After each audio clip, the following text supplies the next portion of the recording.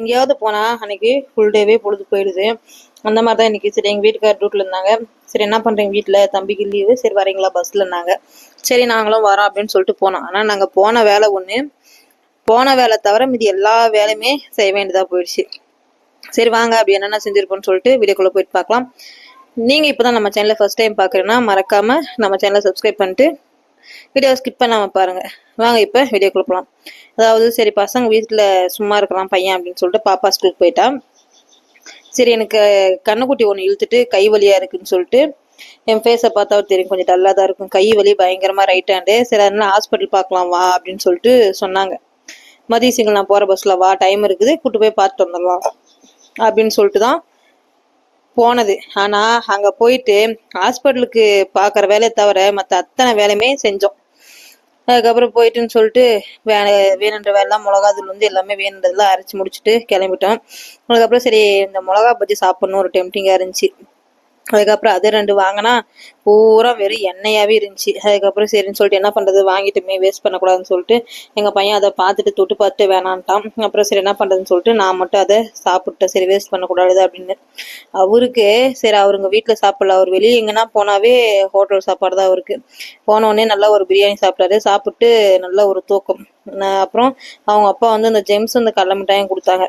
அந்த ஜெம்ஸும் கடல மிட்டாய் நான் பர்ஸில் போடலான்னு சொல்லிட்டு பர்ஸை எடுக்கிறதுக்குள்ளே அதை பார்த்த உடனே தூக்கம் தெரிஞ்சிடுச்சு துரைக்கு. அதுக்கப்புறம் சரின்னு சொல்லிட்டு அவனுக்கும் கொஞ்சம் குடிச்சிட்டு அதுக்கப்புறம் சரி பாப்பாவுக்கு கொஞ்சம் வைக்கலாம் அப்படின்னு சொல்லிட்டு எடுத்துட்டேன். ஏன்னா என்னதான் இருந்தாலும் வந்து கரெக்டாக வீட்டில் சொல்லுவான் இதெல்லாம் நான் சாப்பிட்டேன்னு சொல்லிட்டு, அப்புறம் அவள் வந்து நம்மளை விட மாட்டா அப்படின்றதுனால அவளுக்கும் கொஞ்சம் அந்த ஜெம்ஸு கடல மிட்டாய் இதெல்லாம் எடுத்து வச்சுட்டு அதுக்கப்புறம் சரி அவங்க மறுபடியும் சாயந்தரம் அவங்க பஸ்லேயே வந்துட்டோம். ஆனால் போன வேலை செய்யலை, ஆனால் புது புது வேலையெல்லாம் நிறைய வேலை செஞ்சுட்டேன். எதிர்பார்க்கவே இல்லை ஒரு சில விஷயங்கள்லாம் நான் செய்வேன்னு சொல்லிட்டு. அதாவது இந்த நிறைய பல வருஷமா வந்து நினைச்சிட்டு இருந்தேன் பிள்ளைக்கு வந்து சீக்காத்தூள் அரைச்சி கொடுக்கணும் அப்படின்னு சொல்லிட்டு.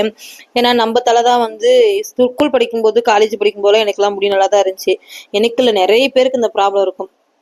முடி நல்லா இருக்கும், அவங்களுக்கு கல்யாணம் பண்ணிட்டு அந்த குழந்தை பிறந்த பின்னாப்புறம் முடி பூரா அது எப்படிதான் கொட்டுன்னு தெரியல, திருப்பும் கொட்டுற முடி பூரா ரிட்டர்ன் வராது, தலை பூரா சொட்டாயிரும். அப்படிதான் ஆகிப்போச்சு. அதுக்கப்புறம் சரி நம்ம என்ன பண்றது, திருப்பும் வானாலே வராது, சரி நம்ம பிள்ளைங்களுக்கான நல்லா இருக்கட்டுமே அப்படின்னு சொல்லிட்டு சீக்கா அரைச்சு போடலான்னு சொல்லிட்டு ரொம்ப நாளாக நினைச்சிருந்தேன். ஆனா அங்க அதுக்கான இடமும் இல்லை, அது எங்க எப்படி அரைக்குதுன்னு சொல்லிட்டு தெரியல. அதுக்கப்புறம் இன்னைக்கு போனா அதுக்கப்புறம் அவங்க கிட்ட கேட்டேன், சரி மிளகா தூள் அரைக்கிறேன் அப்படின்னு சொல்லிட்டு மிளகா தூள் எல்லாம் அரைச்சி எடுத்து வந்தேன்.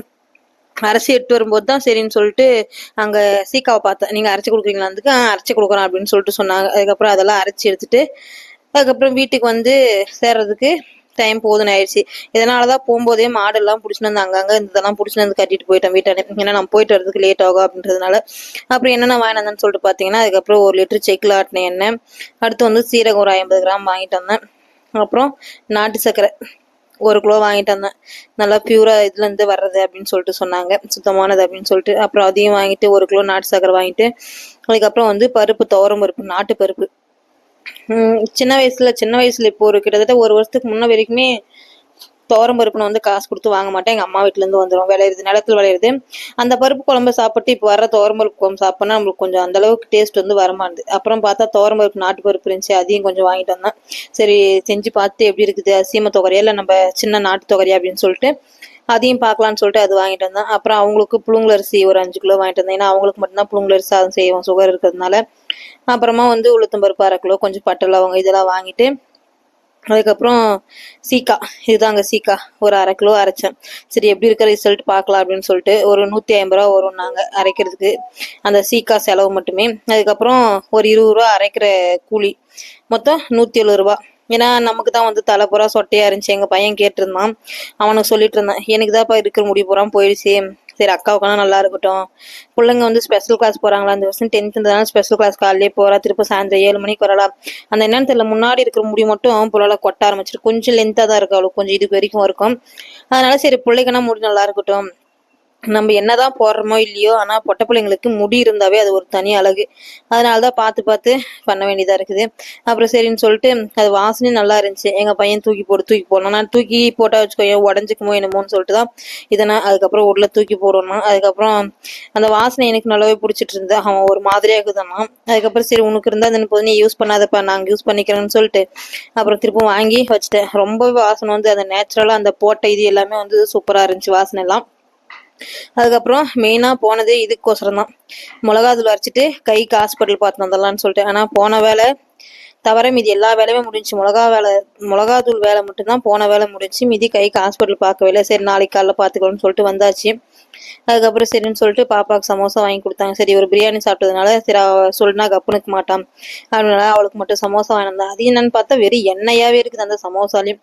சரி வாங்கிட்டு வந்துட்டு என்ன பண்றது அப்படின்னு சொல்லிட்டு அவனும் கேட்டான், அவனுக்கும் ஒன்று கொடுத்துட்டு சரி நானும் ஒன்று சாப்பிட்டு போடலான்ட்டு எடுத்தேன். கொஞ்சம் நல்லா தான் இருந்துச்சு, இருந்தாலும் என்ன பண்ணுறதுன்னு சொல்லிட்டு வச்சுட்டு அவ்வளோதான், அடுத்து போய் வேலையை பார்க்க ஆரம்பிச்சிட்டோம். இது வீடியோ பிடிச்சிருந்தா மறக்காமல் லைக் பண்ணிட்டு நம்ம சேனலை சப்ஸ்கிரைப் பண்ணிக்கோங்க.